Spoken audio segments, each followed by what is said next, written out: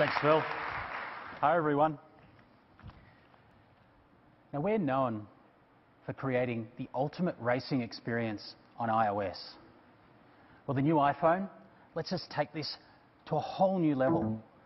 So today, I'm going to show you Real Racing 3 for the first time. And you're going to see a Porsche GT3 racing on the legendary raceway Laguna Seca. Now, we've got Vince up here to help. Hi, Vince. Let's get it started. Look at the graphics here. Now, these graphics, they've been built to full console quality, and they're running on the powerful new iPhone. I mean, all this is running in the palm of your hands. It's incredible. Now, have a look down the side of this Porsche. See the reflections? You see the car and the track reflecting dynamically in the bodywork. Now, this not only looks awesome, but it actually shows you a bit of what's going on around you. I mean, it actually makes the game easier to play, as do rear view mirrors. Yes, for the first time in real racing, you can see behind you.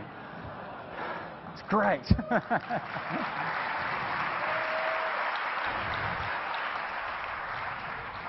So you've seen the graphics, but Vince has been dissing my racing recently, so we're taking this out on the track today. And that's me up ahead, Rob M, the flight control icon there. And you're seeing Vince trying to catch me. Now, you might be wondering, Vince and I are racing, and we are. How is it that he's driving but I'm just standing here? Well, we used Game Center to produce one of the coolest new features in Real Racing 3, time-shifted multiplayer. So I can challenge Vince one day, and he can race me the next. And what you're seeing up ahead, that's actually my race from yesterday. You'd see it a lot closer if Vince could catch me.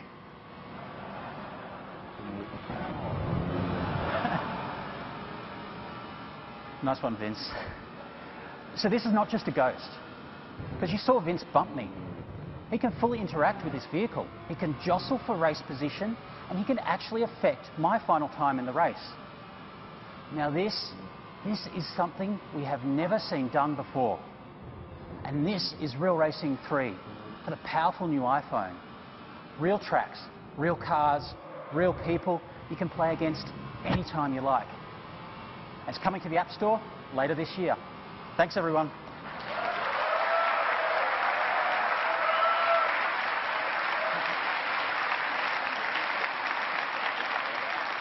If you're a fan of the Real Racing app like I am, you know that it is truly state-of-the-art in the physics and the realism it brings.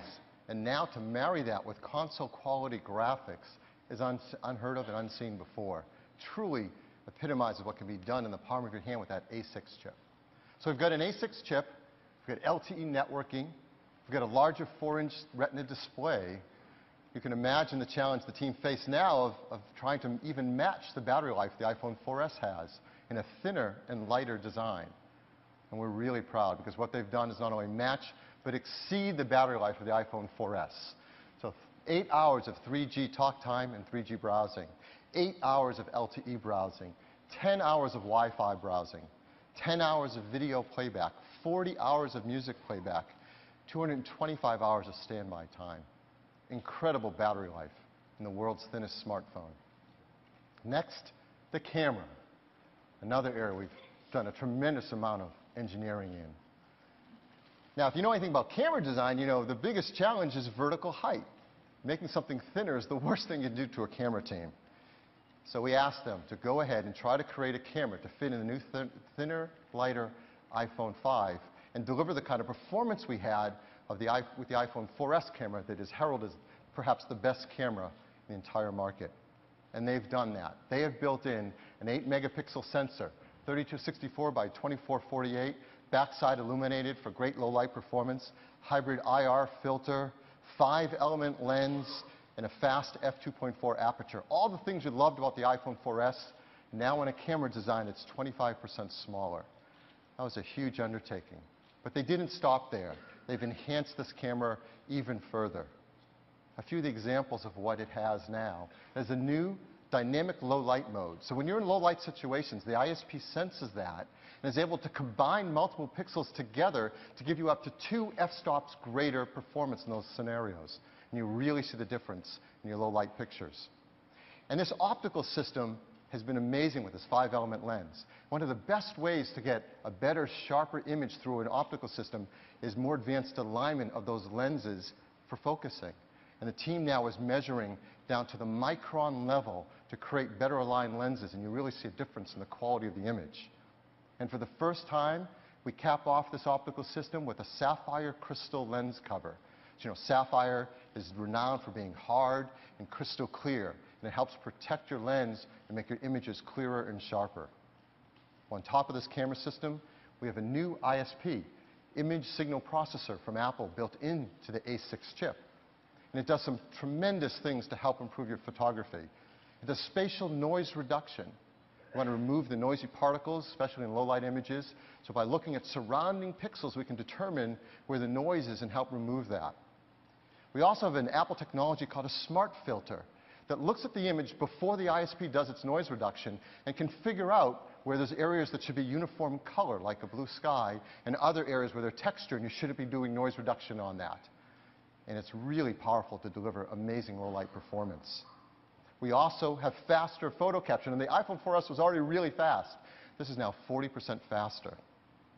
But it all adds up to simply using it and seeing what kind of pictures you can get. So we've taken the iPhone 5, we've taken pictures with it, and these are from the camera, untouched, and see what you think. The ocean just looks bluer on the iPhone 5. Kids look happier. They really do. And the world is just a more beautiful place when you take pictures with the iPhone 5. Now this is incredible. This is a macro photo, beautiful bokeh or blurred background as you would want from a great camera system. I'm going to just zoom in a little bit.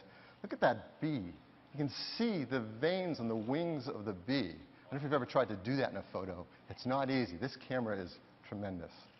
And with iOS 6 and iCloud, you now have a new feature called shared photo streams, where you can take your photos and automatically share them with your friends and family where they can like them and comment on them. But perhaps the most amazing feature of the new camera in iPhone 5 is called Panorama. And this is incredible. With typical legendary Apple ease of use, you just tap and say, I want to take a panorama photo. You hold your phone vertical to get the maximum area, and then you just sweep your scene. And the software tells you what pace to sweep it out to get the perfect image. And what it does is astounding. You get remarkably beautiful photographs, incredible panoramas. This image is 28 megapixels in size, taken right on your iPhone 5 camera. And what the software does is unbelievable.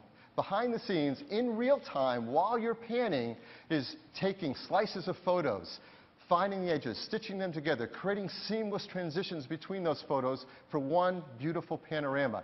It's even able to determine a nonlinear path through it if you're not perfectly stable, and align it, and remove some of the echo artifacts you get if people or objects are moving while you're trying to get that pan. It is truly breakthrough software for panorama photos. Let me zoom in a little more and show you the quality of this image. It's simply stunning, the detail. Now, we use this one because it's a tough one. So you can see the exposure changes from one end to the other as it goes from dark to light. There's even people standing there in the corner that were tougher to see when we pulled out such a large photo. I have one other example just to show you how much fun you can have with the panorama feature. This is one panorama photo. Looks like there's two people in it. Those are not twins. That's the same person. I'll leave it to fans of the iPhone to figure out how to do pictures like this and have a blast taking fun panorama photos. Well, the camera is amazing for taking pictures. It's also a lot better for video as well. We still take 1080p HD video. We've improved the video stabilization with the new ISP and the A6 chip. We have face detection for up to 10 faces while you're shooting the video. And, of course, you can take photos while you're recording video. And the camera on the front has been updated as well. The FaceTime camera is now a FaceTime HD camera, 720p, backside illuminated for great low-light performance, does face detection, and you can do FaceTime over cellular networks as well. So that's the new camera, iSight and FaceTime cameras built into iPhone 5.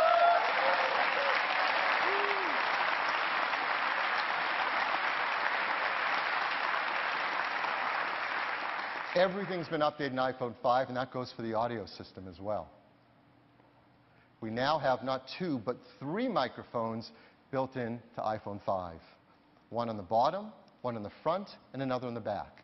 This helps in many situations. You're doing a FaceTime call, you're creating a video, you've got the perfect placement for your microphones.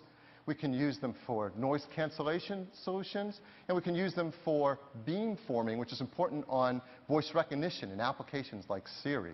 So a big advance in the microphones. We've improved the speaker as well. Now, instead of 2 magnets in the transducer, there's 5 magnets. It gives a better frequency response for the audio. And best of all, they fit it into a space that's 20% smaller while sounding better. We've even updated the earpiece so that when you hold it to your head and make a call, not only do we noise cancellation on your voice going out to whoever you're speaking with, we do noise cancellation on what you hear through your own earpiece, removing some of the surrounding noise in your area to make it clearer to listen to your call. And we've got a new technology called wideband audio if you want amazing sound performance. But what's this? Well, in a typical cell phone call, this is what it looks like, the frequency of the data in your voice, and you see it's somewhat compressed around the mid-range to help make that call more intelligible. But it doesn't sound entirely natural all the time. So with wideband audio, we can fill out more of the frequency spectrum and make your voice sound even more natural. This is a new technology. We're just starting it, and we have carrier partners around the world working with us on it. We'll have 20 at launch supporting this. Great partners like Deutsche Telekom and Orange supporting it at launch. So that's the new audio system in the iPhone 5. Next.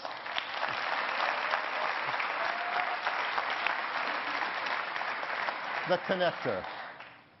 You know, the iPhone, from its start, has used the iPod 30-pin connector, which we launched originally in 2003. And it's served us well for almost a decade. But so much has changed since we first created that 30-pin connector. So many of the things we used to do over the wire, we now do wirelessly. We use Bluetooth now to connect to speakers and headphones and car systems. We use Wi-Fi to, for example, do AirPlay to our TV or to our stereo. We can do Wi-Fi syncing to iTunes now. And best of all, with iCloud, we can download all our content wirelessly and even back up to the cloud. So a lot's changed, and it's time for the connector to evolve. And that's just what we've done. Our new connector is called Lightning. So now we have Thunderbolt and Lightning in our connector strategy. This connector is a modern connector for the next decade. All digital, 8-signal designed. It's adaptive to what those signals need to be for the different accessories you might plug into. It's more durable and much easier to use because now you can plug it in either direction. It doesn't matter. And best of all, for the engineering team to make a product like this, it's 80% smaller. It's a huge difference in the world's thinnest smartphone. We're working with accessory makers to have them integrate Lightning connectors into products you may choose to buy. For example, this holiday season, we have great partners working with us. Partners like Bose, JBL, Bowers & Wilkins, Bang & Olufsen, and many more.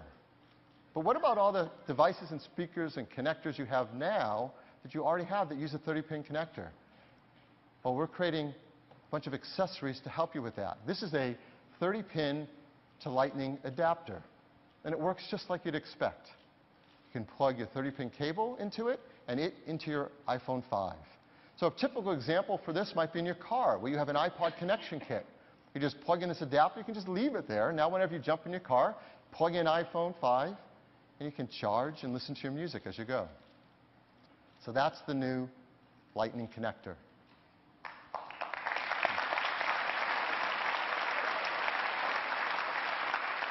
Perhaps one of the most important features of iPhone is the software it runs.